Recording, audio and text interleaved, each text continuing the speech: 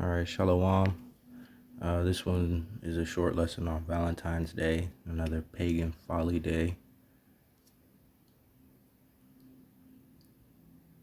We give all praises and honor and glory to the Most High, the God of Abraham, Isaac, and Jacob.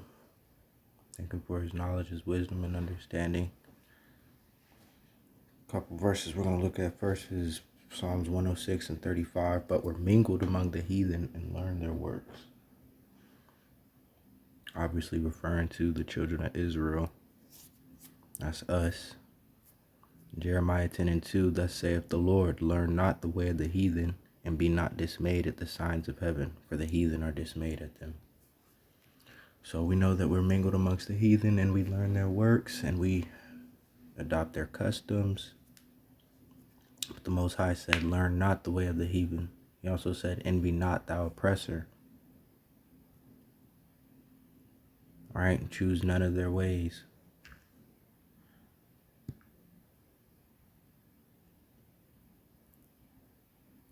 This is an article from NPR, The Dark Origins of Valentine's Day. It says Valentine's Day is a time to celebrate romance and love and kissy face fealty. But the origins of this festival of candy and cupids are actually dark, bloody, and a bit muddled. It says from February 13 to 15, the Romans celebrated the feast of Lupercalia.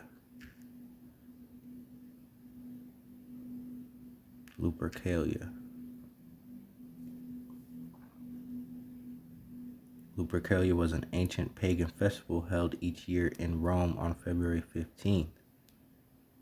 It says, unlike Valentine's Day, however, Lupercalia was a bloody, violent, and sexually charged celebration, awash with animal sacrifice, random matchmaking, and coupling in the hopes of warding off evil spirits and infertility. It says the men sacrificed a goat and a dog, then whipped women with the hides of the animals they had just slain. The Roman romantics were drunk. They were naked, says Noel Linsky, a historian at the University of Colorado at Boulder. Young women would actually line up for the men to hit them, Linsky says. They believed this would make them fertile. The brutal fete included a matchmaking lottery in which young men drew the names of women from a jar. The couple would then be coupled up for the duration of the festival or longer if the match was right. The ancient Romans may also be responsible for the name of the modern day of love. Emperor Claudius II executed two men, both named Valentine, on February 14th of different years in the 3rd century AD. Their martyrdom was honored by the Catholic Church with the celebration of St. Valentine's Day. Later, Pope Gelasius I muddled things in the 5th century by combining St. Valentine's Day with Lupercalia to expel the pagan rituals. But the festival was more of a theatrical interpretation of what it had once been. Linsky adds, it was a little more of a drunken revel, but the Christians put clothes back on it. That didn't stop it from being a day of fertility and love. Around the same time, the Normans celebrated Valentine's Day. Gallatin meant lover of women. That was likely confused with St. Valentine's Day at some point, in part because they sound alike. It says, as the years went on, the holiday grew sweeter. Chaucer and Shakespeare romanticized it in their work, and it gained popularity throughout Britain and the rest of Europe. Okay. Eventually, the tradition of handmade paper cards made its way to the New World. The Industrial Revolution ushered in factory-made cards in the 19th century, and in 1913, Hallmark Cards of Kansas City began mass-producing Valentines. February has not been the same since. Today, the holiday is big business. According to the market research firm IBIS World, Valentine's Day sales reached $17.6 billion last year. This was in 2010 or 2011, I believe the article says. 2011.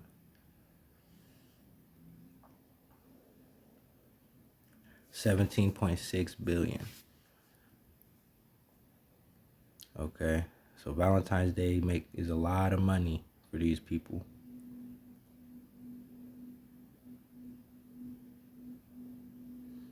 It says, and so the celebration of Valentine's Day goes on in varied ways. Many will break the bank buying jewelry and flowers for their beloveds. Others will celebrate with a single awareness day, dining alone and binging on self-gifted chocolates. A few may even be spending this day the same way the early Romans did, but let's not go there. Okay, so some pagans.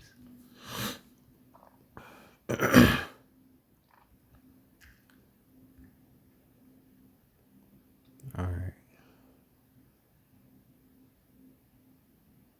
Yeah, it says they sacrificed goats and whipped dogs.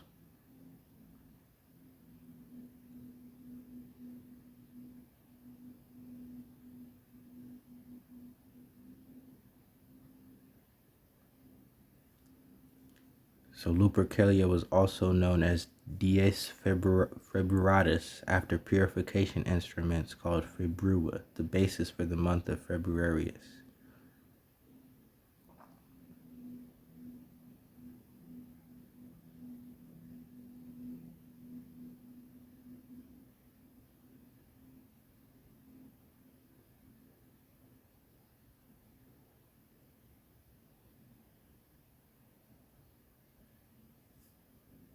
It says, although Valentine's Day shares its name with a martyred Christian saint, some historians believe the holiday is actually an offshoot of Lupercalia. Okay.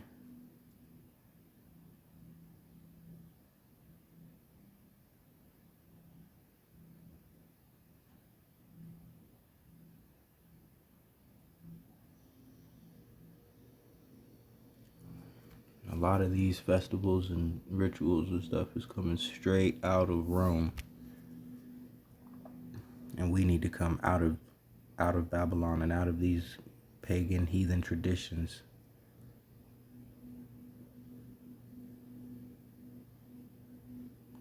It says Lupercalia rituals took place in a few places. Lupercal Cave on Palatine Hill and within the Roman open air public meeting place called the Comitium.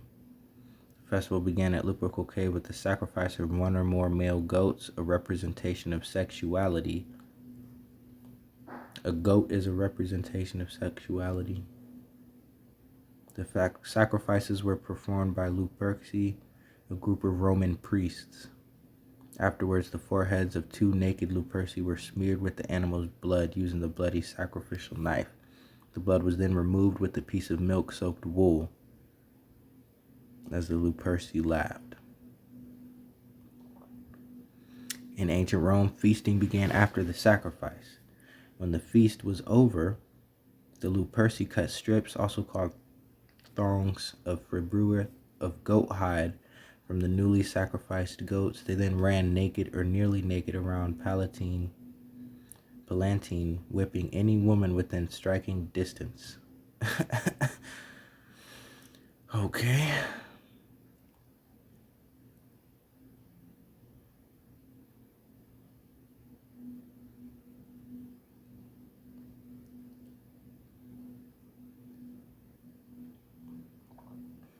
Okay, so Saint Valentine.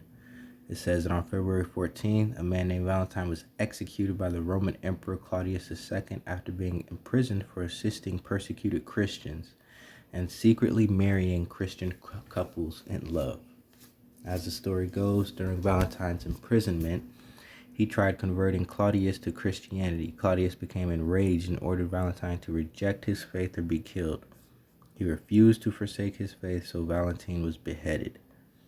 Legend also tells of another story that happened during his imprisonment after he tutored a girl named Julia, the blind daughter of his jailer. Legend states God restored Julia's sight after she and Valentine prayed together. On the eve of his execution, Valentine supposedly penned a note to Julia and signed it, "From your Valentine." Some historians believe more than one man named Valentine was executed. Despite the ambiguity surrounding Valentine in his life, the Catholic Church declared him a saint and listed him in listed him in Roman martyrology as being martyred on February 14th. So since he was martyred, he's now become the patron of lovers, and he's synonymous with romance. Okay.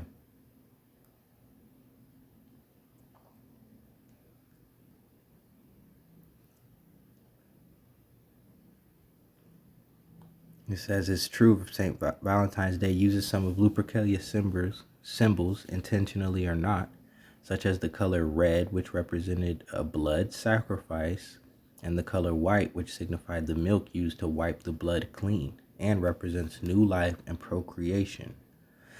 Like many ancient traditions, there's a lot of haziness surrounding the origins and rituals of how they influenced Valentine's Day. Lupercalia is no longer a mainstream public celebration for obvious reasons, but some non-Christians still recognize the ancient event on February 14th instead of Valentine's Day. Look, people, you have feast days you can celebrate. Just because we're mingled amongst these heathen does not mean we have to learn their works. It actually means we should do the opposite and come out from them and be separate and be holy.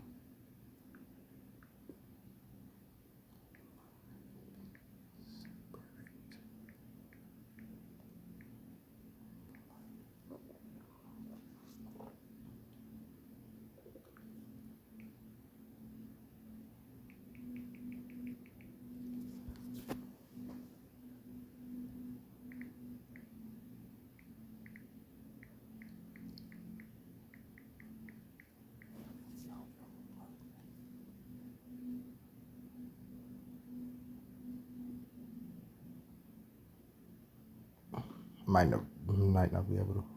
Oh yeah, 2 Corinthians 6:17.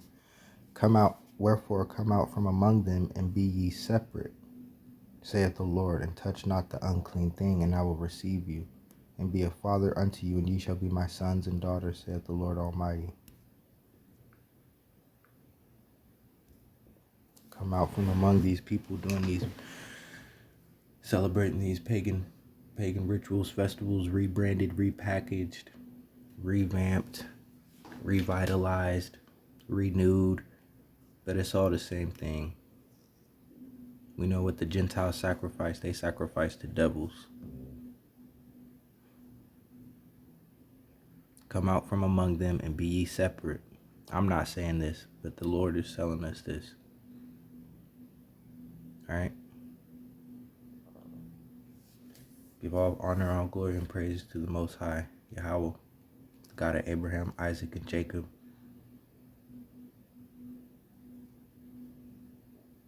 Shalom.